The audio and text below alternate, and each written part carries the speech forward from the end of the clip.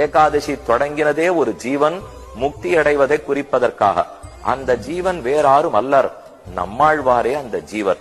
ஆழ்வார்களிலே தலைவர் நம்மாழ்வாரை அன்றைய தினம் அர்ச்சக சுவாமிகள் கைத்தாங்கலாக எழுந்துருள பண்ணிக்கொண்டு சூழ்விசும் பணிமுகில் தூரியம் முழக்கின ஆழ்கடல் அலஜரை கையெடுத்தாடின ஏழு பொழுலும் வளமேந்திய என் அப்பன் வாழ்புகழ் நாரணன் தமரை கண்டுகந்தே என் அவருடைய பாசுரத்தை இசைத்துக் கொண்டே பெருமானை வலம் வந்து பெருமானுடைய திருவடிகளோட கொண்டு போய் சமர்ப்பித்தார்கள்.